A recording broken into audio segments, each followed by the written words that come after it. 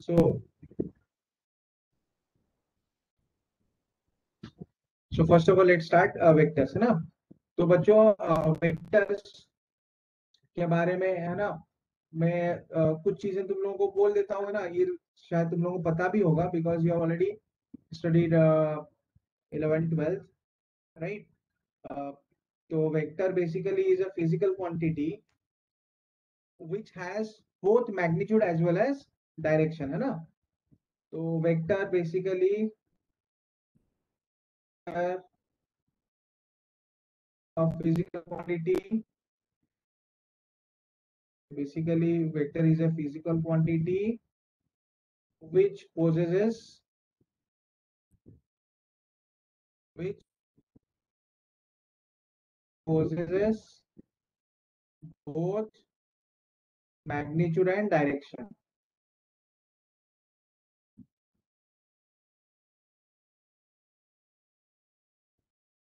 तो जिसके पास दोनों मैग्नीट्यूड और डायरेक्शन दोनों है, ठीक है ना।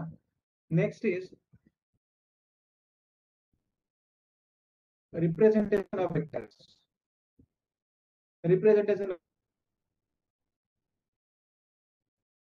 so symbol of vectors A vector or B vector or C vector. So these are basically symbolical presentation of vectors.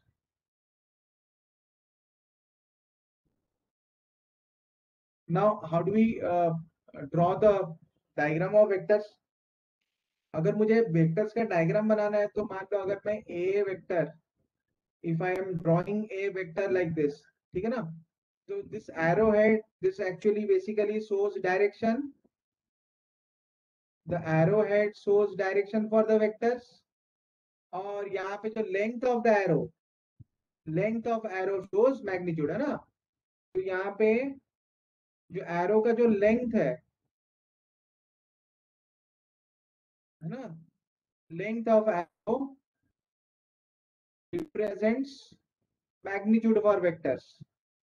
Length of arrow represents magnitude of vectors.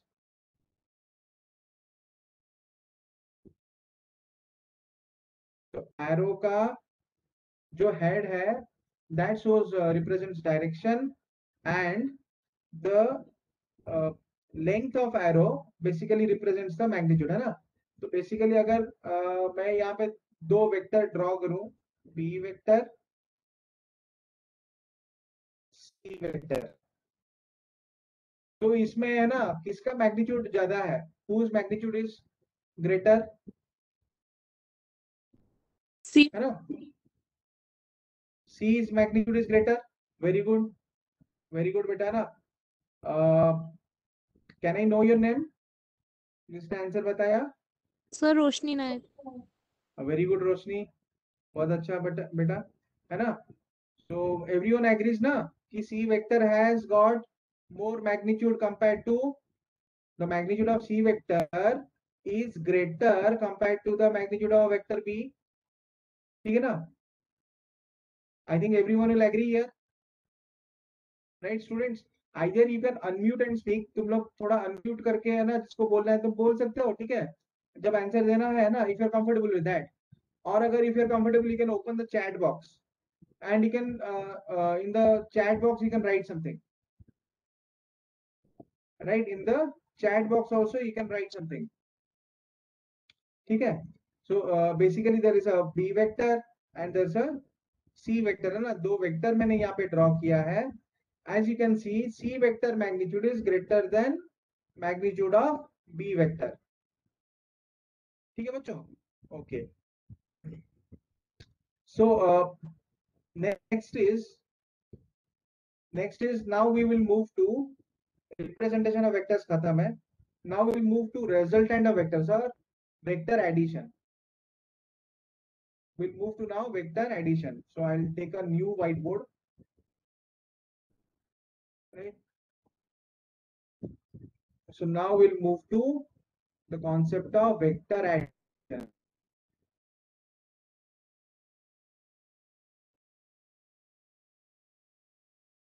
है ना, और रिजल्टेंट ऑफ वेक्टर्स, और resultant of vectors. So basically, if two or more vectors act at a common point, they are acting simultaneously at a point, then what will be their resultant? तो मान लो अगर ये a vector है, ठीक है ना, और ये b वेक्टर है, right? They are acting at a point. They are acting at a point, and angle between them is theta, right? So if a and b vector are acting at a point, and angle of inclination between a vector and b vector is theta, then the resultant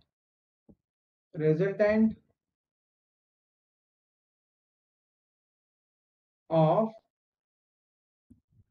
vector a and b is denoted as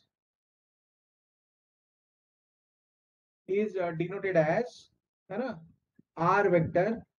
तो जो resultant है a vector और b vector का, वो भी एक vector होता है ना, that is denoted as a vector plus b vector, ठीक है ना. So this is called addition of vectors. Simply, if I take vector sum of two vectors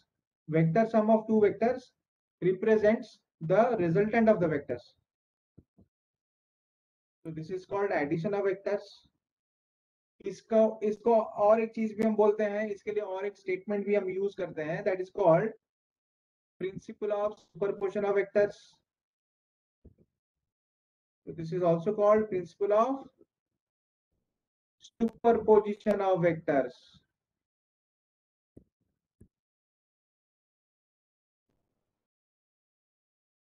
है ना. So this is also called principle of superposition of vectors. है ना. So basically when I'm saying that r equal to a plus b, है ना, so this is actually addition of vectors or vector sum. So vector sum of two individual vectors a and b. So I can also say that vector sum of two individual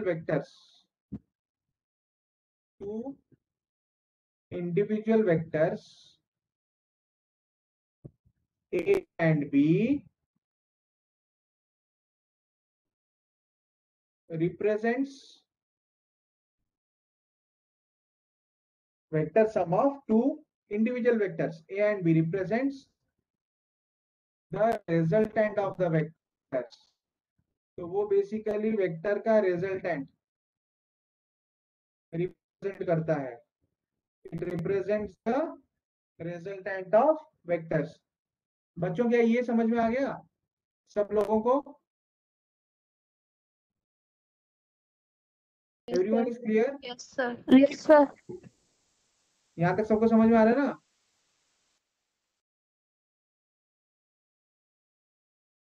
है कि नहीं बच्चों? है ना. Aditya, Ayushi, Chinmayi, jewel, ज्योतिर्मयी, कालिदास, बच्चों है ना. I can see all these names, right?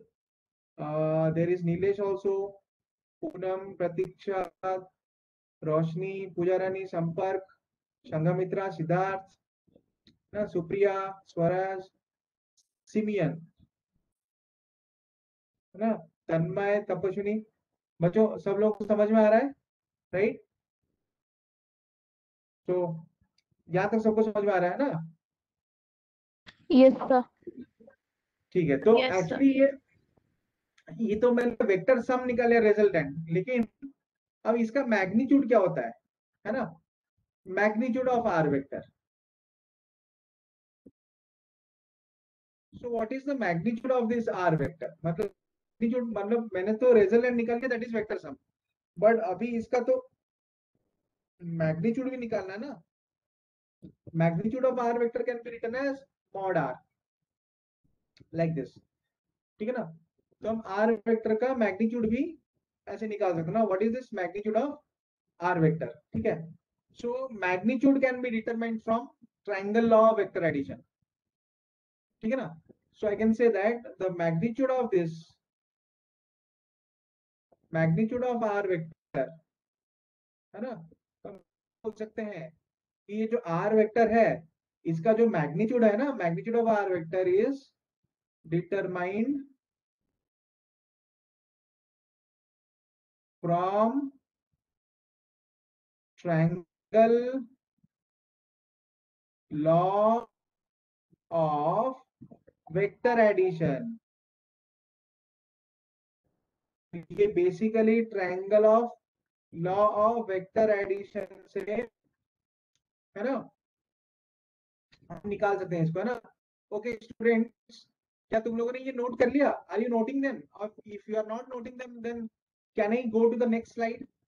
And if you are noting, है ना, और तुम लोगों का अगर, है ना, मतलब लिखना खत्म नहीं हुआ है ना, if you have not completed writing, है ना, then I can wait, otherwise can I go to the next slide?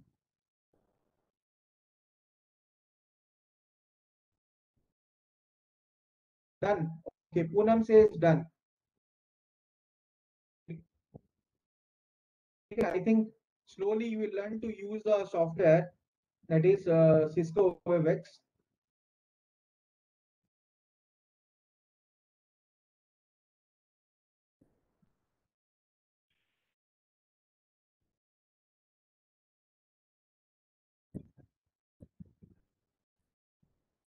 Okay.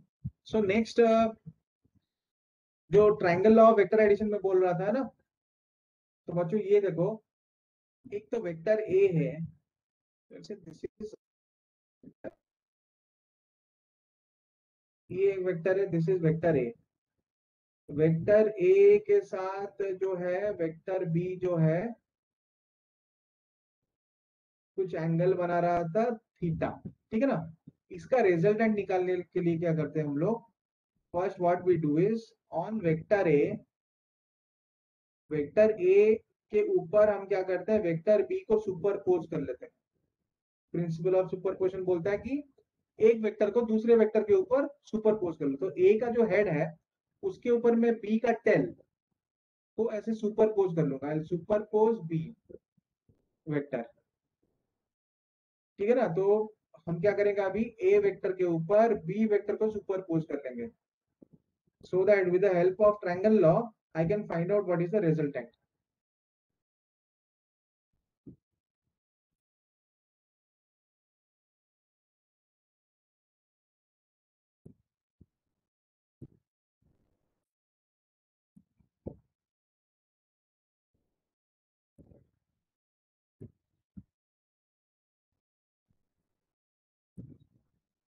ठीक है ना।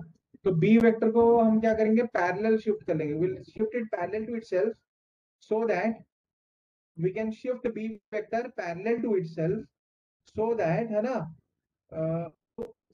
एंगल कर रहा है, थीटा एंगल मेंटेन कर रहा है ए वेक्टर के साथ, but we are shifting it parallel to the head of A. हम क्या कर रहे हैं, इसको ए के हेड के ऊपर पैरेलली शिफ्ट कर रहे हैं ना, we are shifting this B vector parallel to the head of A, है ना। जब हमने उसको पैरेलली ए के हेड के ऊपर शिफ्ट कर लिया, ठीक है, and in that case will now find out what is the resultant vector, what is the net resultant, ठीक है। So basically if I join the tail of vector A to the head of vector B, तो basically अगर हम vector A के tail से vector A के B के head को ज्वाइन कर ले, अगर हम लोग वेक्टर ए के टेल से वेक्टर बी के हेड को अगर हम लोग ज्वाइन कर लेंगे, है ना, अगर हम लोग इसको ज्वाइन कर लेंगे, ठीक है ना, then I can say that, है ना, ये जो वेक्टर है this is the resultant vector.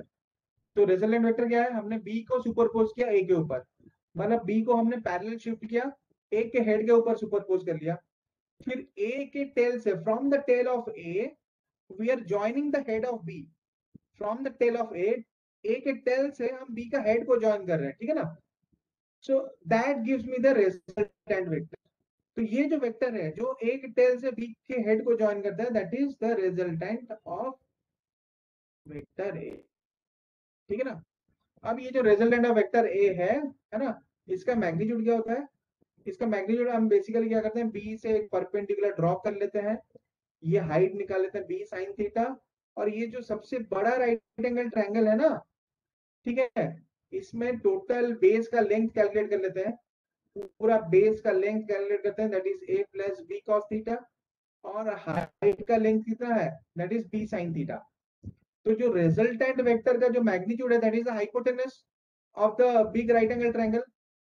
अगर ये राइट एंगल ट्रायंगल का नाम मैं ओ पी क्यू ले रहा हूँ, है ना, जो बड़ा सा राइट एंगल ट्रायंगल बन रहा है वो ओ पी क्यू है। ओ क्यू द हाइपोटेनस, ये जो हाइपोटेनस है O Q, that represents the resultant, है ना। तो ये रिजल्टेंट तो हाइपोटेनस है, तो हम पाइथागोरस थ्योरम अभी यहाँ पे यूज कर सकते हैं, है ना। तो पाइथागोरस थ्योरम के हिसाब से base square plus perpendicular square will be the hypotenuse square. So I equal to a plus b cos theta whole square plus b sin theta whole square, और इसको अगर हम सिंप्लीफाई करेंगे तो I can say that implies r equal to a square plus b square plus 2ab cos theta after simplification whole under root. After simplification, है ना, थोड़ा simplify करने के बाद मुझे मिल जाएगा यहाँ पे, है ना, उसका रिजल्टेंट का मैग्नीट्यूड, ठीक है ना। So this is the magnitude of r equal to under root of a square plus b square plus 2ab cos theta represents magnitude of resultant of a vector and b vector. है कि नहीं बच्चों, समझ में आया ये बच्चों, ये समझ में है ना।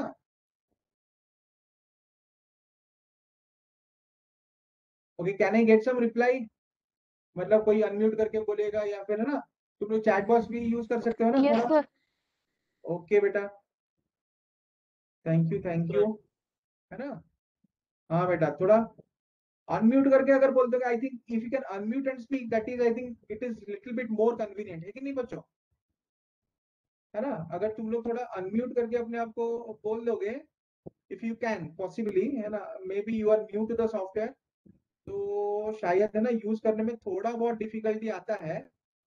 Being new to the software makes it a little bit, मतलब, है ना, there is a little bit of difficulty factor, है ना, associated with the new software.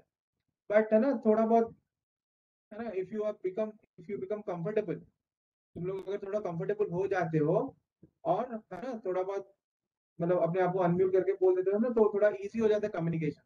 Because, है ना, it's very difficult for a teacher in online class to see the face of the students, ठीक है ना। ये समझ में आ रहा है कि नहीं आ रहा है ना, समझना थोड़ा मुश्किल हो जाता है बच्चों। नेक्स्ट इज ना direction of resultant vector. Direction of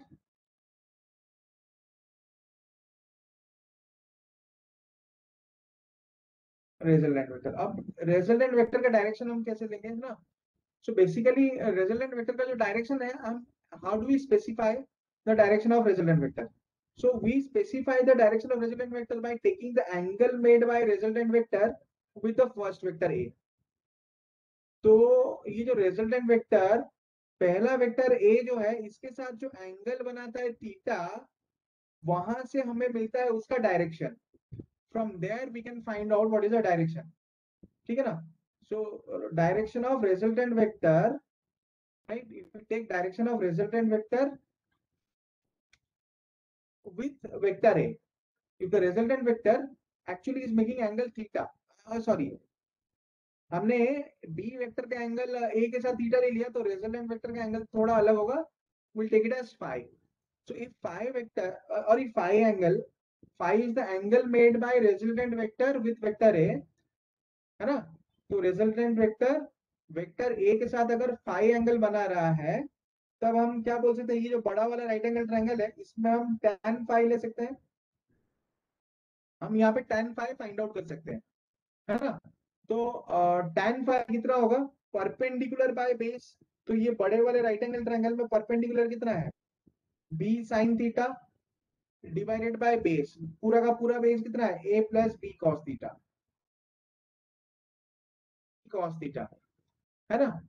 okay, तो फाई कितना हो गया, phi is equal to tan inverse of sin theta by a plus B cos theta, है कि नहीं?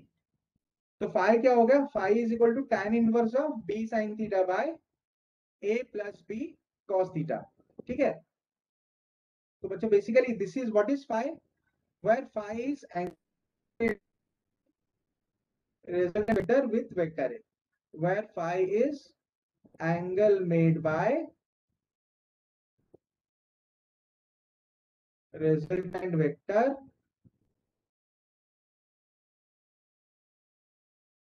with vector a.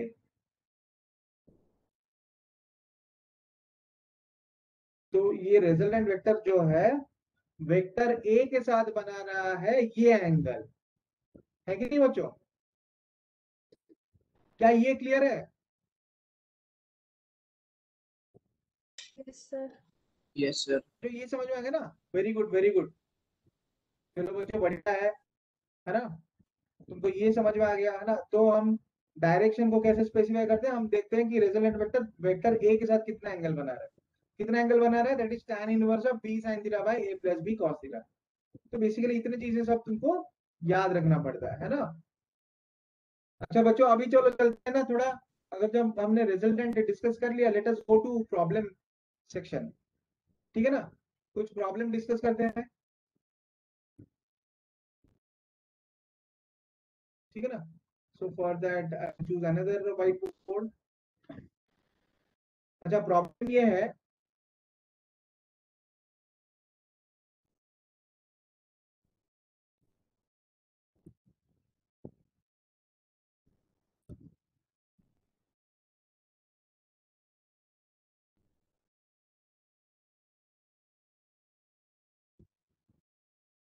the resultant of P and Q, the resultant of P and Q is perpendicular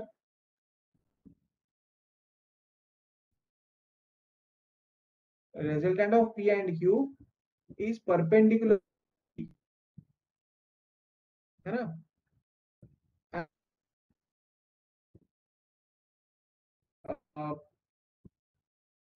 magnitude and magnitude है ना, और magnitude है, ठीक है ना? क्वेश्चन ये है कि P और Q का जो रिजल्टेंट है is perpendicular to P and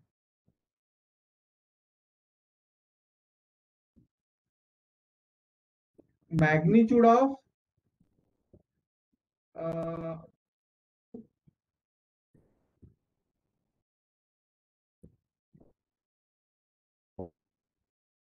is 2 times is double of magnitude of P, magnitude of Q that is double of magnitude of P, ठीक है ना? तो जब magnitude of Q जो है that is double of magnitude of P, then in that case find out, so in that case find out the resultant of, in that case find out the resultant of sorry, find out the angle between, in that case find out the angle between,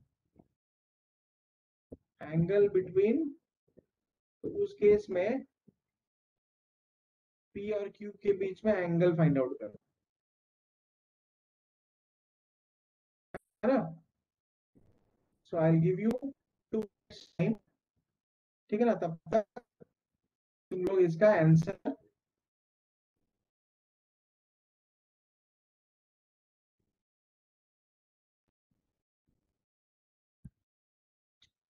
find out करो, ठीक? अच्छा then I am getting तपस्विनी ने answer दे दिया मुझे, I got तपस्विनीज answer. और कोई answer देगा? Okay, should I now start explaining? Can I start explaining now? अच्छा बच्चों देखो, तुमको ना ये चीज जो है इसका आंसर निकालने के लिए तुमको पहले वेक्टर डायग्राम बनाना पड़ेगा। ओके आदित्य, आदित्य ने भी आंसर दिया, वेरी गुड, है ना? तो आदित्य तपस्विनी है ना, lot of students are coming up with their answers slowly, ठीक है। अच्छा बच्चों, है ना। तो यहाँ पे मैं पहले ना मैं तुमको बता दूं, इसका आंसर निकालने के लिए ना हमको एक्चुअली बेसिकली क्या करना पड़ता है यहाँ पे, कि वेक्टर डायग्राम बनाना पड़ता है। देखो, अगर मैं वेक्टर डायग्राम बनाऊं, मान पी वेक्टर है, ये पी वेक्टर है, और रिजल्टेंट वेक्टर जो है that is perpendicular to vector, जो है ना, that is perpendicular to P vector. तो ये रिजल्टेंट वेक्टर है, दिस इज रिजल्टेंट। अब रिजल्टेंट हमको कैसे मिलता है, जब हम पी वेक्टर पर क्यू वेक्टर को सुपरपोज कर लेंगे तब मुझे मिलेगा ना। हाँ, तन्मय तन्मय का आंसर सही है ना। थोड़ा गड़बड़ है, अभी तपस्विनी सही आंसर बोलती, वेरी गुड वेरी गुड, है ना। तो ये जो रिजल्टेंट वेक्टर है ना, this is perpendicular to P. अब बेसिकली पी वेक्टर के ऊपर हम लोग क्या करेंगे, क्यू वेक्टर को सुपरपोज करेंगे। पी वेक्टर के ऊपर हम लोग क्यू वेक्टर को सुपरपोज करेंगे। जब हम पी वेक्टर के ऊपर क्यू वेक्टर को सुपरपोज कर रहे हैं, जब हम पी वेक्टर के ऊपर क्यू वेक्टर को सुपरपोज कर रहे हैं, ठीक है ना, तब जाके मुझे मिलेगा रिजल्टेंट। एंड ये जो रिजल्टेंट जो है ना, बेसिकली ये जो रिजल्टेंट है, this resultant is perpendicular to P vector. तो मान लो यहाँ पे ये जो ट्रायंगल बना है, यहाँ पे राइट एंगल ट्रायंगल, मान लो ये एंगल है, let's say this is phi, let's say this angle is phi. अब मैग्नीट्यूड ऑफ क्यू क्या है, magnitude of Q is 2 times of magnitude of P, magnitude of Q is equal to 2 times of magnitude of P.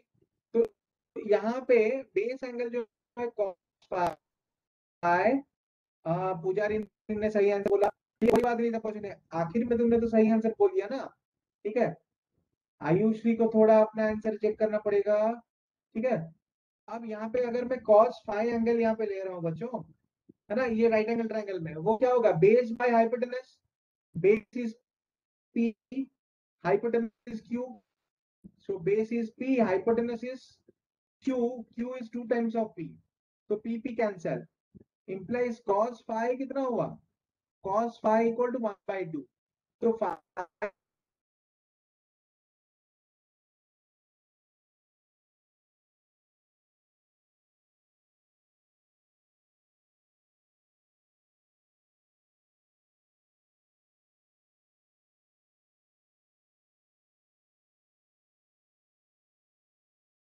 ये होना चाहिए ना theta, तो angle between p and q is theta, and theta is equal to 180 degree minus phi, है ना।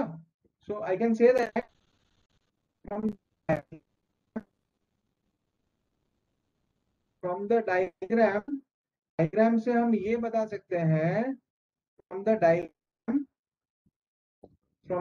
diagram we can see that, from the diagram we can see that angle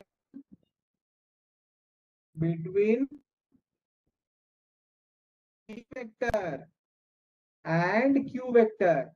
तो p vector और q vector के बीच में जो angle है is theta equal to 180 degree minus five. p vector q vector के बीच में जो एंगल है theta, that is equal to 180 degree minus five, so that is equal to 180 degrees minus five मेरा आया था, हमको मिला था 60 डिग्रीज, तो that is equal to 120 degrees. तो जिन लोगों ने आंसर बोला है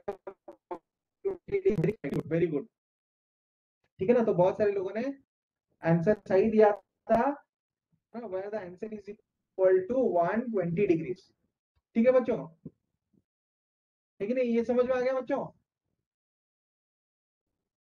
is this clear. Yes, sir. Okay, तो can I go to the next question now, है ना। So I now move to the next question, है ना। अगर तुम लोगों को समझ में आ गया, है ना, then I can move to the next question, ठीक है।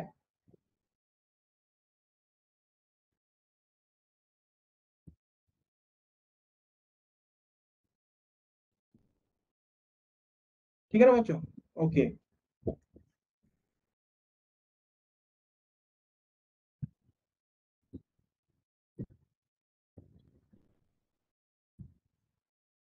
ओके। सो स्टूडेंट्स, चलो अभी चलते हैं नेक्स्ट में।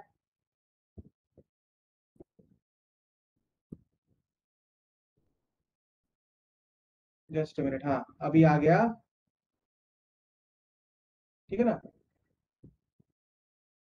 White board. So the question is, चलो मैं क्वेश्चन लिख लेता हूँ पहले, ठीक है बच्चों? क्वेश्चन सेज दैट के the resultant of vector, the resultant of vector, the resultant of vector p and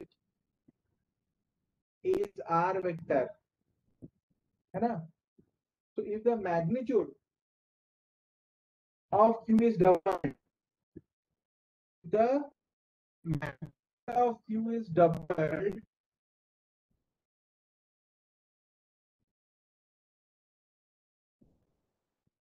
basically जब हम q का मैग्नीट्यूड डबल कर रहे हैं ना, the new resultant vector becomes, the new resultant vector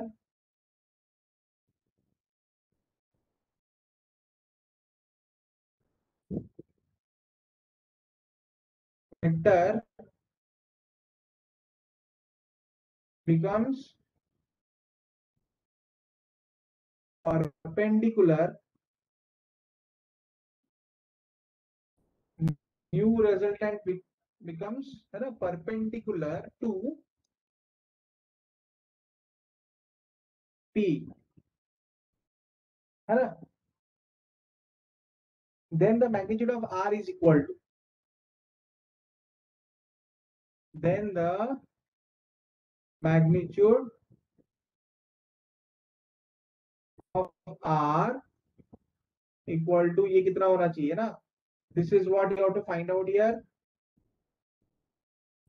चलो बच्चों, मैं तुम लोगों को 2 मिनट का वक्त दे रहा हूं यहाँ पे, ठीक है ना? I give you 2 minutes time here, ठीक है, so that you can try and calculate the answer. I just give you 2 minutes time here,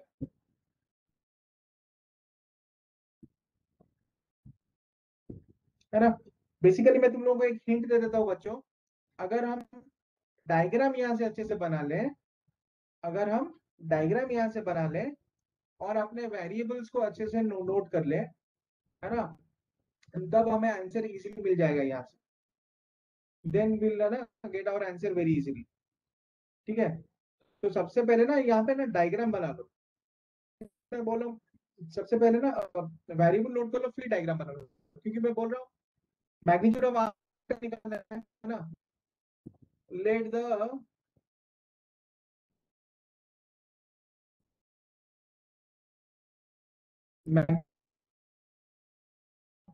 late the magnitude of new resultant, तो जो नया रिजल्टेंट है ना, let the magnitude of new resultant be R dash vector, ठीक है ना? तो मान लो let it be R dash, new resultant का जो मैग्नीट्यूड है, let's say it is R dash.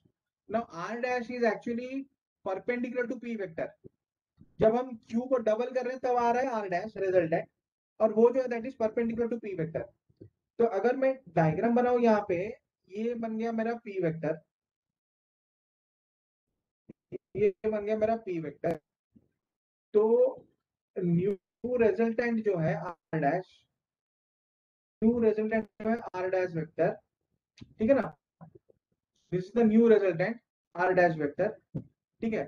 तो अगर ये new resultant R dash vector आ गया, तो ये जो आर डैश वेक्टर है that is perpendicular to P vector. But the point is that यहाँ पे क्यू जो है वो डबल हो गया, मतलब इसके ऊपर सुपरपोज क्या हो रहा है, इस पर सुपरपोज हो रहा है actually 2 times of Q dash, इसके ऊपर एक्चुअली सुपरपोज हो रहा है 2 टाइम्स ऑफ क्यू डैश।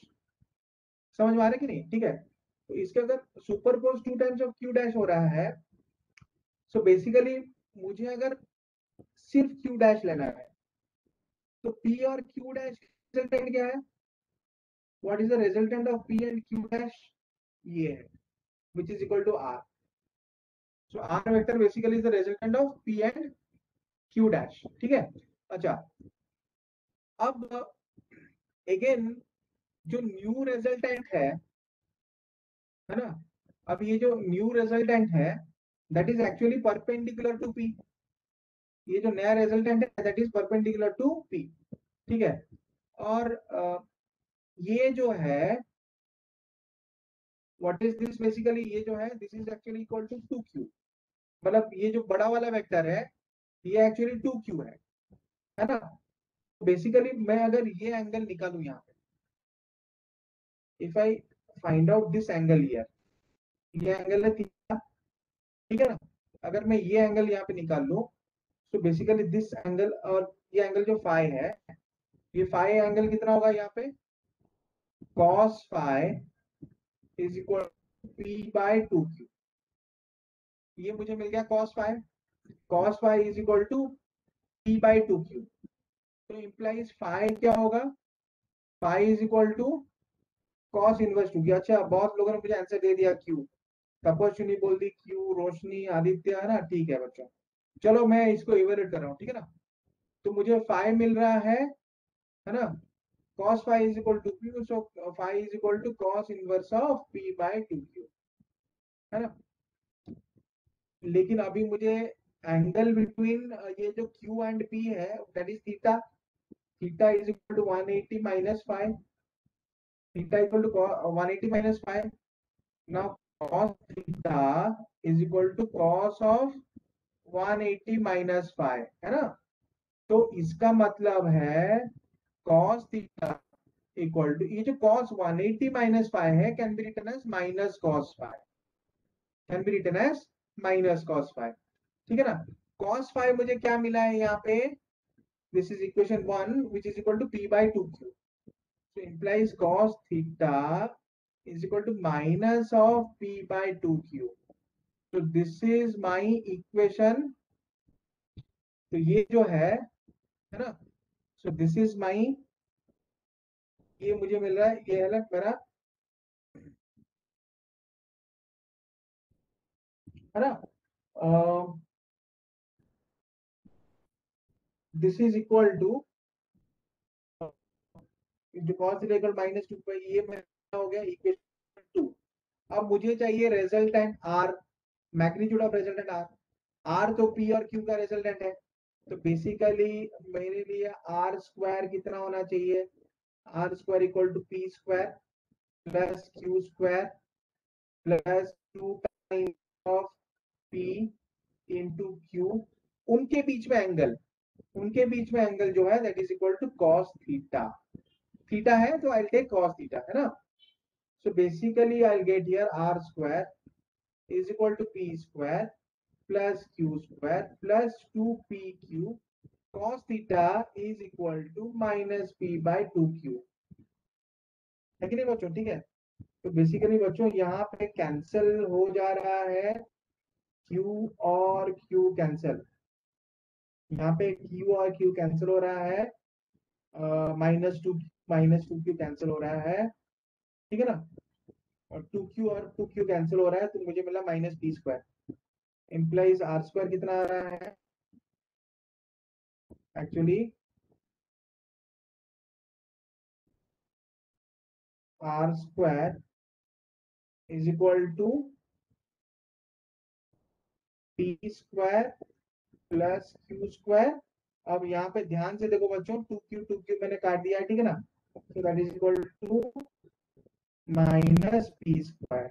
तो पी स्क्वायर और P square cancel, implies R square is equal to Q square, implies r equal to q, so that is the answer। और बहुत बढ़िया बच्चों जिन लोगों ने ये आंसर बताया है ना, आदित्य और कुछ लोगों ने आंसर बताया था, let me check their names, ठीक है ना। पूजा रानी, ज्वेल, आदित्य, ठीक है, तपस्विनी, रोशनी, संघमित्रा, है ना, ज्योतिर्मयी, वेरी गुड वेरी गुड। तो हमारे क्लास में तो है ना लगभग सारे बच्चे बहुत बढ़िया बच्चे हैं, बहुत अच्छे बच्चे हैं। ठीक है ना। So so let me go to the next question now. ठीक है, अब मैं तुमको ना अगला क्वेश्चन दे रहा हूँ इसका।